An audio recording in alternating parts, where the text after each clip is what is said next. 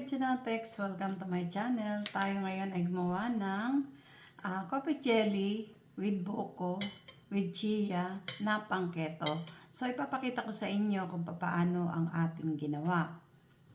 Napakasarap po niya. So ito po yung ating coffee jelly na ginawa. Meron siyang chia, meron din siyang buko, at saka yung jelly natin na natural, yung walang flavor, pero nilagyan ko ng coffee and sugar. Yung sugar po na pwedeng gumamit ng stevia.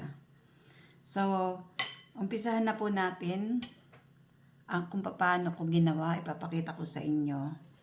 Para hindi na po tayo mag-craving sa mga salad o sa mga buko pandan. So, ito naman, buko coffee jelly. So, ito ang ating mga ingredients para sa ating coffee jelly porketo, yung gagawin natin. So, meron tayo ditong, ito yung jelly natin. Nilagyan ko lang ng coffee to at saka konting sugar. Sugar na stevia lang yung ginamit ko. Meron din akong buko. Meron tayong chia. Meron din akong almond na milk.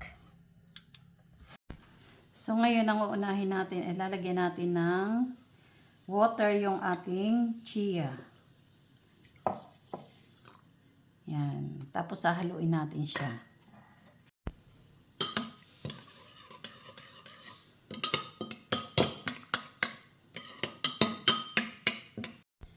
So, ito na yung chia na nilagyan natin ng water. After 30 minutes, magiging ganito na siya. Para na rin siyang jelly. So, ngayon, pagsasama-samahin lang natin yung lahat ng ating mga ingredients. Lagay natin yung ating coffee jelly. Tapos yung ating buko. Ito pala yung buko. Nakalimutan kong ano yun. Oh.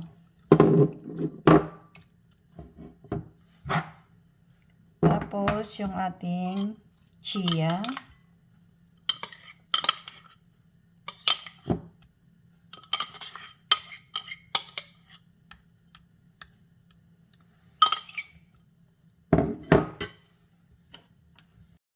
Tapos lalagyan ko siya ng almond milk. So yan. Tapos maglalagay din tayo ng sugar. So yung sugar na gamit ko naman ngayon ay yung Nix. Kung nandito kayo sa Sweden, Nix po, masarap siya. Mas masarap siya kaysa stevia. Yan. So halo-haloin lang natin. May buko ka na, may ano ka pa. May coffee jelly ka pa.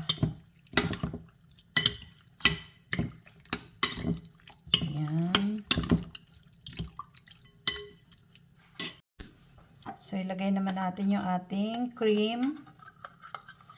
Pwede pong heavy cream yung ilalagay dito sa ano, pero wala akong heavy cream. So, ito na lang yung gamitin natin. Dinamihan ko para mas malinamnam.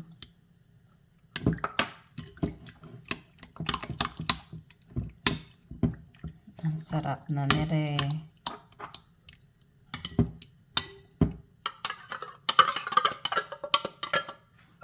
Natin ng gatas ng milk para matunaw, sumama yung ano, may dumidikit kasi sayang. So ayan, ang dali lang gawin ha, napakadali, para na siyang buko salad. Yan, ngayon titikman natin. So, ito yung sinasabing hello craving.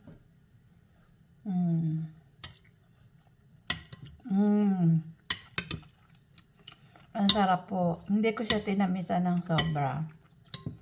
Pero ito kasi nilagyan ko na rin ng stevia. Ang sarap niya. Maniwala kayo, masarap. Masarap talaga. Napaka-creamy.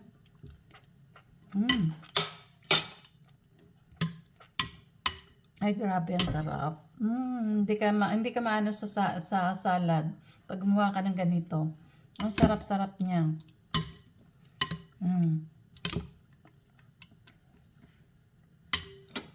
So, ilalagay natin dito para mas magandang tingnan. Diba?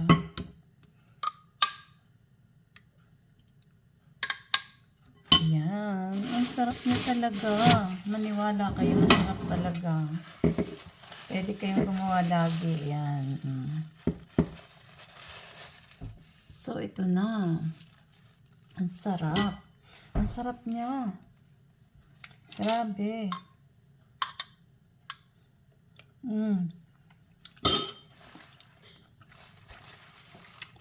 So, para lagi pong updated sa ating mga recipe, just follow and subscribe.